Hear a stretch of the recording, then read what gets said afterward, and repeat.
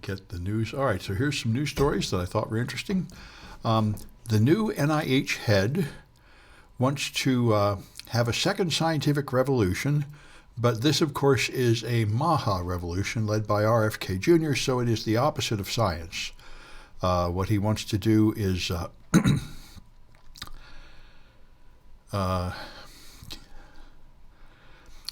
express anger over pandemic-era decisions, a focus on the failure of the healthcare system, the idea that we can eat our way out of health issues, the sense that science had lost people's trust, and so on. So it's, the science will now study why people don't believe in science. If they did it actually in a proper way, that would actually be an interesting thing to solve, but that's not what they're doing. And there's more coming up in a later one here. So leading AI models cannot solve original math problems. This shouldn't be a surprise to anybody who understands how the AI models work. All they can do is repeat what they saw in their training data. And they cannot really extrapolate beyond their training data. And even though they might appear to be doing some mathematical reasoning, they really aren't. They really don't understand what they're doing. And so anyway, they made a new test which didn't exist before, where they wrote a bunch of new mathematical problems from their own research that had never had solutions published, and they're testing the models to see if they can do it, and none of the current models can do it.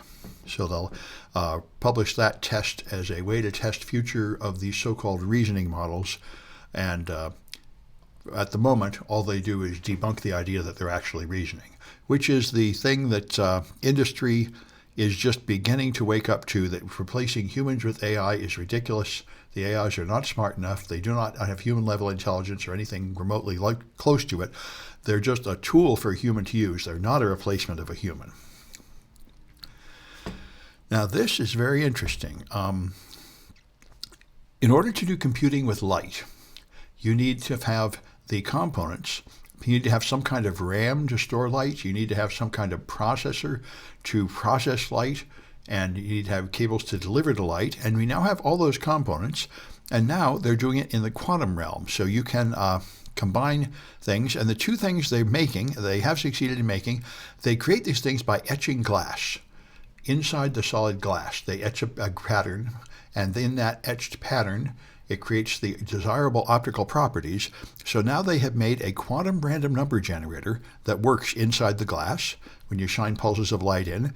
And they've also made a quantum encryption, quantum key distribution system that works. Quantum key distribution sends a key from one user to another in the form of individual photons that carry 2 bits of information each. And the point is, you can only measure a photon once. A photon is a unitary particle, and when you measure it, you destroy it. So if you send the key, and then you verify with something like a checksum or a hash that it got there correctly, you know that nobody else copied that key, because it's physically impossible. So instead of it being protected by a mathematical property like public key encryption, like RSA or something, where you have some way of scrambling it that is considered difficult to reverse, you have the fundamental physics of quantum mechanics protecting your key. So these things have existed for a while, but the hardware to make them is limited, and this is a new form of hardware. So anyway, it's a bit of material science, a new optical component that may move us forward into a quantum computing realm. So the social networks, as you probably know, they're beginning to age gate them, and they're beginning to have lawsuits and everything saying they're bad for children and children shouldn't be allowed in. And so now they have agreed to have an independent agency rate the social networks to see how much they protect teen safety, developed by mental health experts. So we'll see what happens. Now, Facebook made a lot of scandals by pretending to moderate their content and just creating a fake board that didn't really do anything so they could pretend they'd done something. This sounds a little bit more real, so we'll see. Meta, TikTok, and Snap have signed up for the process, so we'll see if this actually helps, determining whether they're what they would like, of course, is to have somebody declare that they're safe for teens so they can market to teens. But due to the research of Jonathan Haidt at New York University, who made a very strong argument saying that these things are very unhealthy for young people, especially teen girls, the current regulatory pressure that I hear about is primarily to just age gate them, to block them until people are 16 or 18 or something like that. And of course, the social networks would like to prevent that because that's a large market of people that will buy things, and they don't want to write off that market. So, as you undoubtedly know, the United States is now fabulously corrupt. Trump has taken $4 billion in money as in his first year of his second term, which is completely illegal, outlawed by the Constitution. He made at least $500 million in donations from Arab country, to which he then delivered chips that were restricted for national security reasons. He's just openly taking bribes from everybody that come in through cryptocurrency, and he's pardoning anybody that will pay him $1 million for the pardon. And just outrageous amounts of corruption are happening. So there is a corruption index. And the United States has shrunk to its lowest level ever. We're now the 29th place out of 182. We used to be very trusted by the world as a very low corruption nation, which is part of why people trust our financial system. But the Trump administration has degraded this greatly.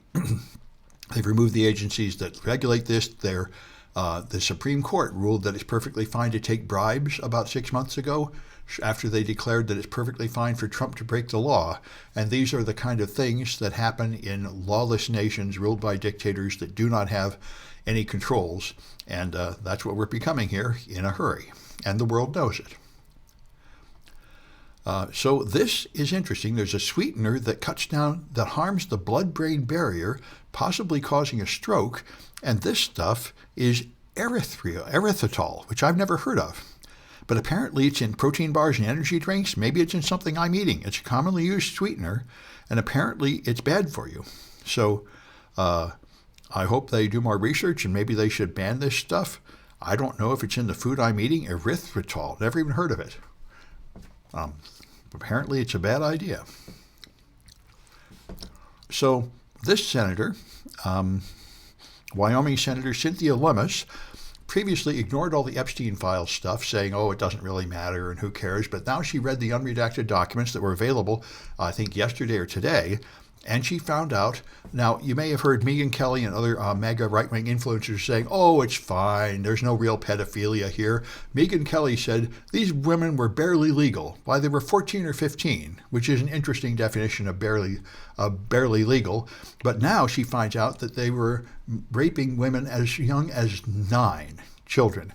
And that's too much for her, and she's finally deciding this is really terrible and we have to do something about it.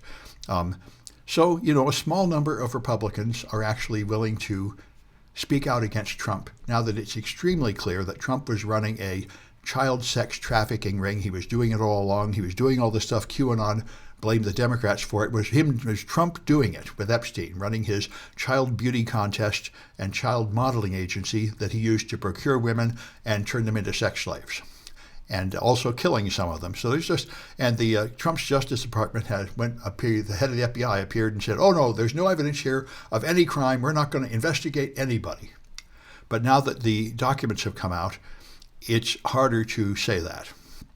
And so Massey is another Republican who says he read the unredacted documents and he found out what is obvious. The law said they could only redact the names of the victims. They're not allowed to redact the names of the men that were involved here, who were the perpetrators of all this rape and abuse, but they did, because those guys are rich people and powerful people and donors, and they want to pretend that they didn't do it and not prosecute them.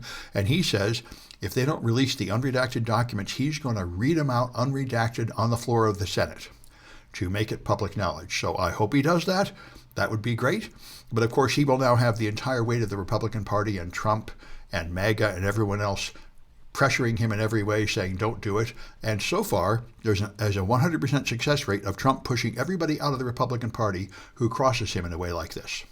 So we'll see what happens. But Trump's power is diminishing.